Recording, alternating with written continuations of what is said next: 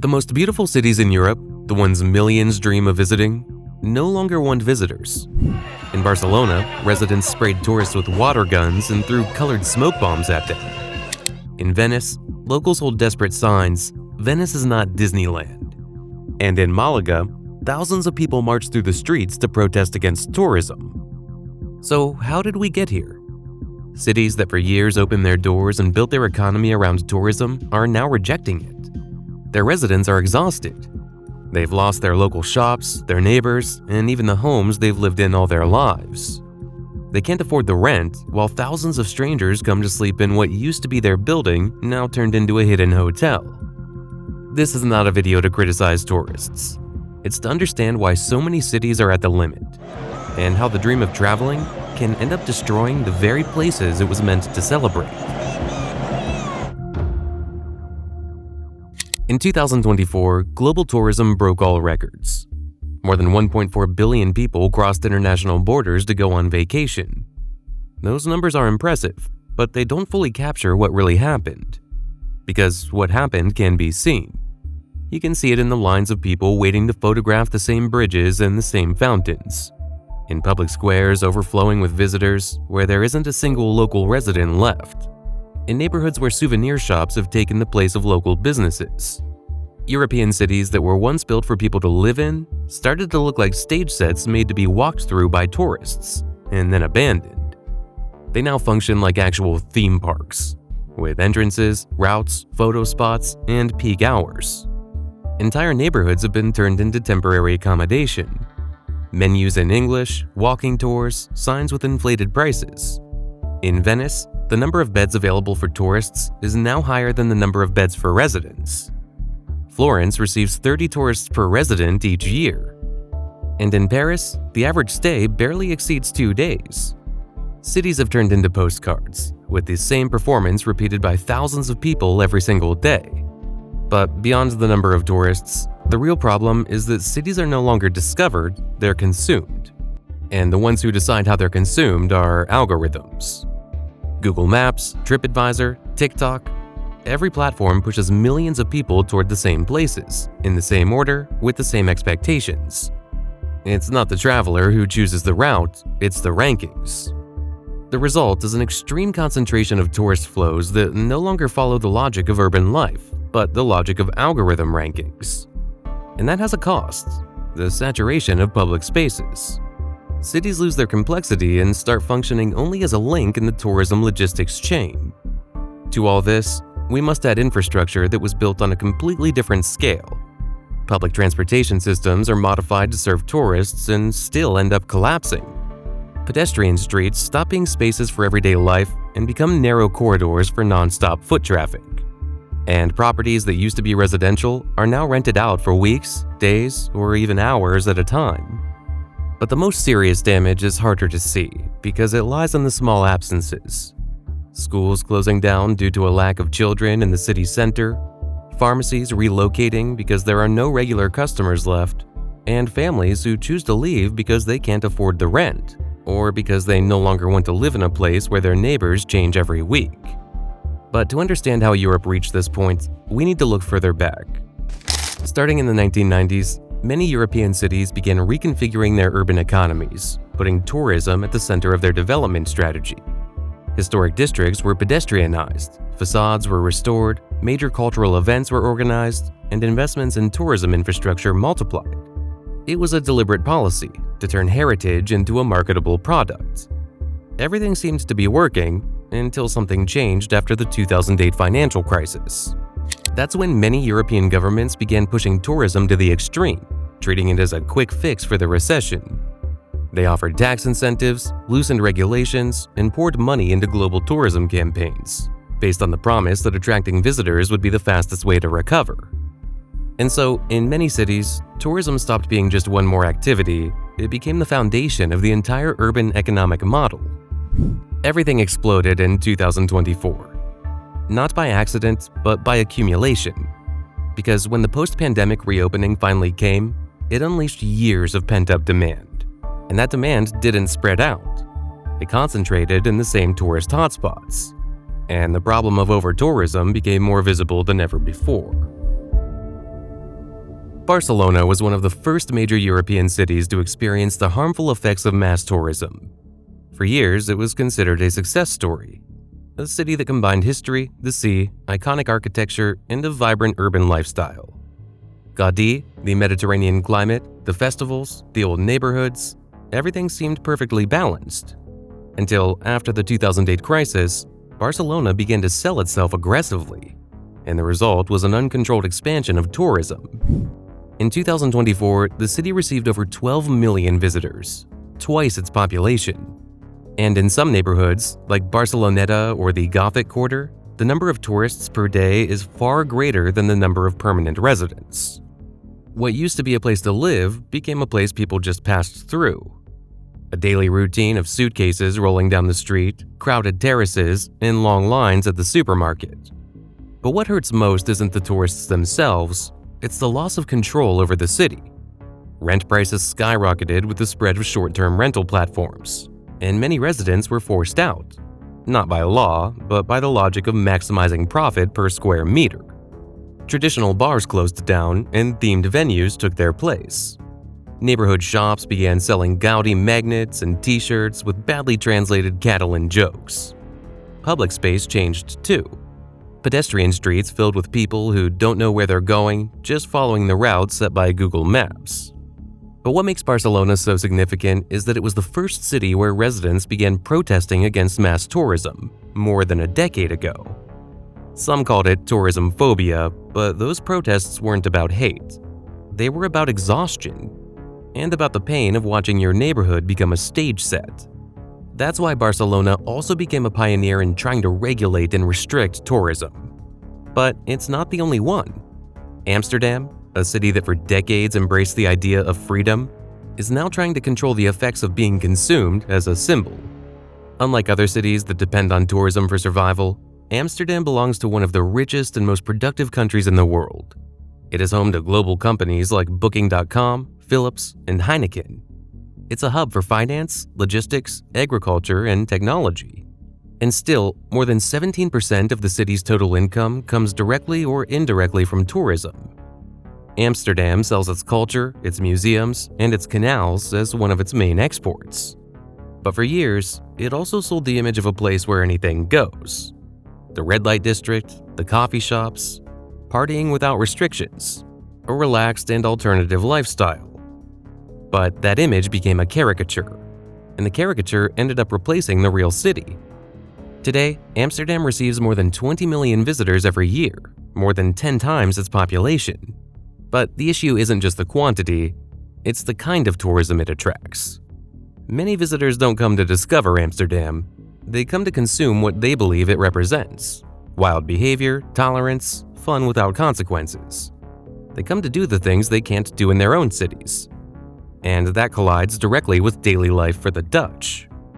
Residents in the historic center live with noisy parties, shouting at all hours, piles of trash, and behavior that would be punished in any other country. But Amsterdam is also trying to stop it. Instead of giving up, the city decided to fight for its image. Official campaigns asked certain types of tourists simply not to come.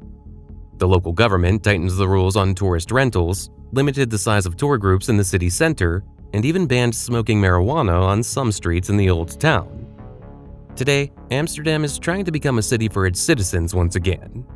By investing in non-tourist neighborhoods, by rebuilding social connections, and by drawing a clear line between hospitality and permissiveness.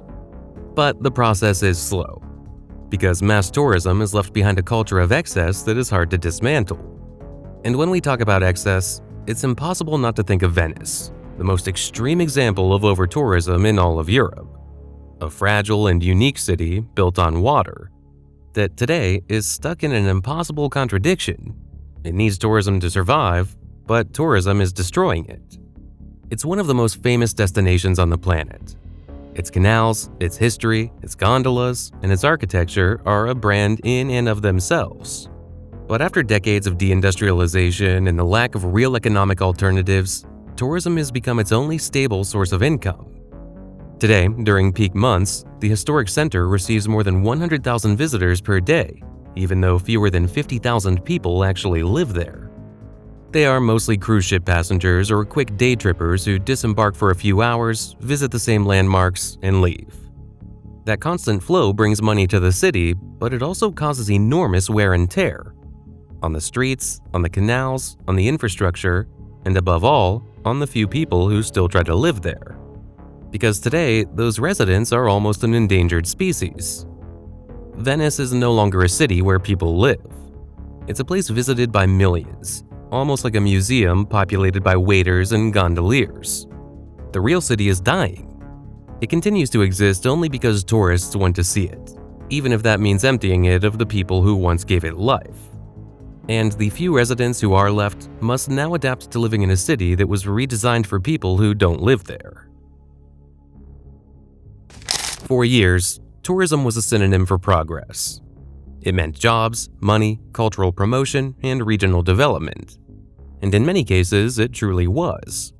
In marginalized or struggling areas, the arrival of tourism activated local markets, revitalized historic centers, and allowed thousands of people to access a source of income that didn't exist before.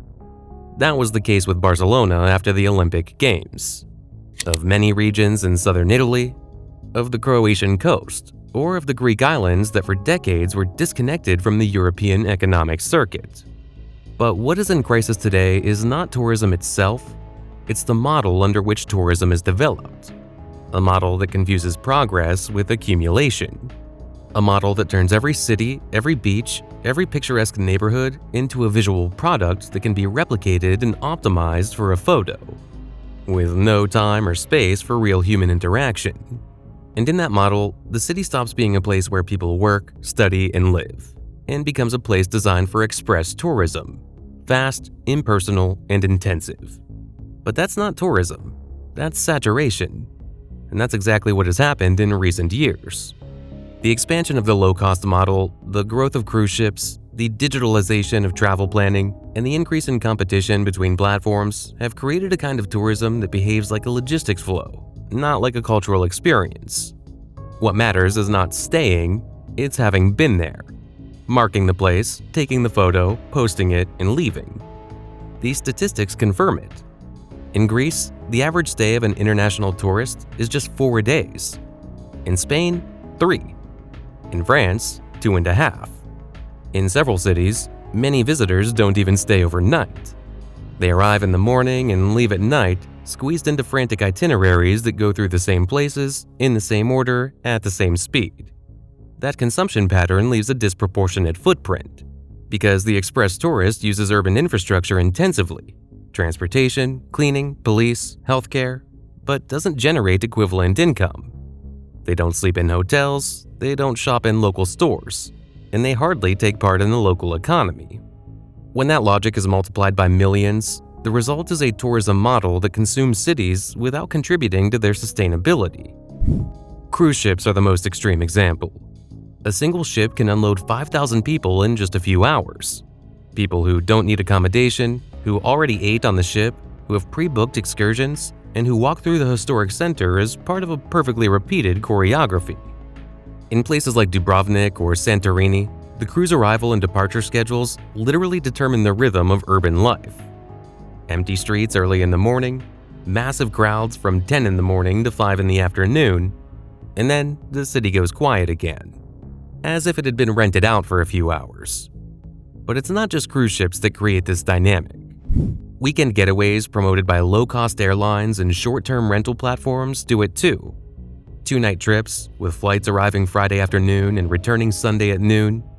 Stays so short that they allow nothing more than repeating a pre-made itinerary based on rankings, reviews, and must-sees. That kind of tourism is based on speed. But speed and experience are, in many cases, incompatible. Because a tourist who stays for a week moves more slowly, goes beyond the center, and looks for a different connection with the place. They create less daily pressure, more economic stability, and more human interaction. The real enemy is not the tourist. It's the logic that pushes them to move faster, cheaper, and more superficially. And if that logic doesn't change, what will multiply is not the income. It will be the collapsed cities and the deteriorated tourism experiences. Because no one can enjoy this, or this. But what will also multiply along with the collapsed cities are the displaced residents. For many years, tourism and housing coexisted without conflict. Visitors used to stay in hotels, hostels, or guest houses, which kept a clear separation between the residential and the tourist markets. But that changed with the arrival of short-term rental platforms. In the main European cities, thousands of apartments have shifted from residential use to tourist use in just a decade, pushing rents up and forcing thousands of neighbors out of their own neighborhoods. Entire buildings have been bought by investment funds and foreign companies that operate tourism like any other industry and demand immediate profitability. In many parts of Europe, this is already irreversible. In cities like Florence or Dublin, up to 40% of apartments in the historic center are occupied by tourists. While in the small city of Girona, in Spain, that number reaches 60%. In Paris and London, there are more than 200,000 properties registered on short-term rental platforms, more than the entire housing stock of many European cities. The problem is that when the resident population disappears from a city, the buildings remain, the facades remain, and the scenic viewpoints remain, but the community and the social ties disappear. The soul of the city disappears. The very thing that makes a city more than just a beautiful place. The problem behind all this is that in many regions, it is no longer possible to sustain employment, tax revenue, or local consumption without tourists. It's impossible to question the model without putting the local economy at risk. Decisions that should benefit residents become hard to implement because they clash with other interests. Saying that over-tourism is a problem is easy. The hard part is finding solutions. Over the last few years, many European cities have tried to do something. But most of the solutions applied so far share two problems. They come too late and they aim too low. One of the first measures several cities have taken is to place strict limits on cruise ships. Because cruise passengers arrive in massive waves, consume quickly, spend little, and overcrowd historic centers in just a few hours. Amsterdam, for example, decided to ban cruise ships from its urban center and drastically limited the number of annual dockings.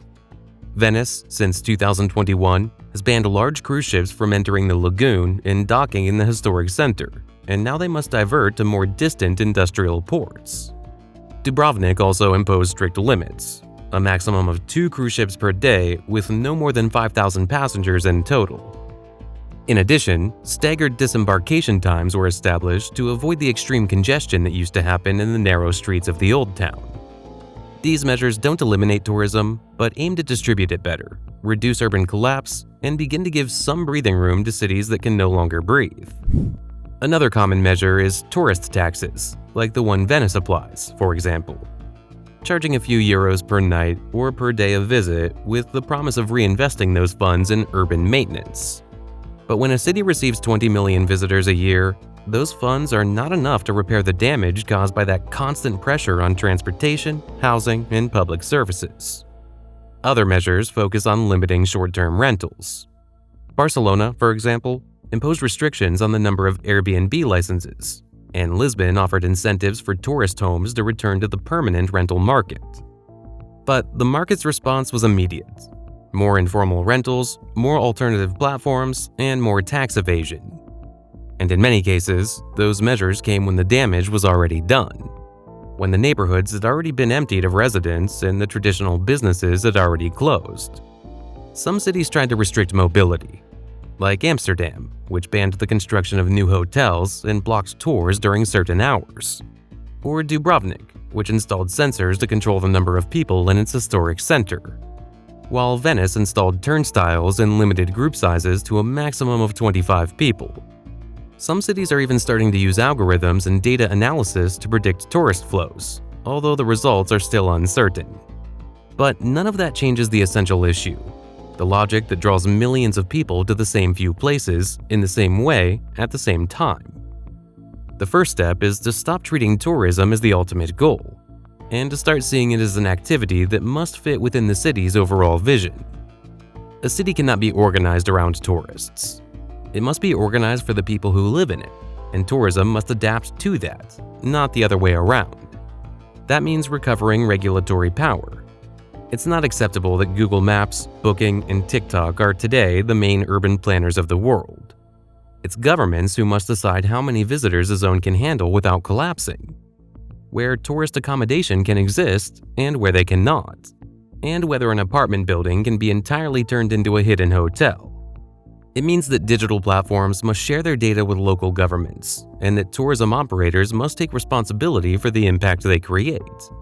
It means tourism revenue must be reinvested to guarantee housing, services, and public space for those who live in the city year-round. But it also means redefining what tourism success means, not by the number of visitors, or the number of nights booked, or the gross revenue of one sector, but by something harder to measure, yet more important: the quality of life of those who live in the city. What needs to be recovered is the idea that a city belongs, first and foremost, to the people who live there, and that any visitor is welcome as long as they don't erase the ones who already live there. That's the end of today's video. I hope you learned something interesting. And if you liked it, don't forget to watch the next one.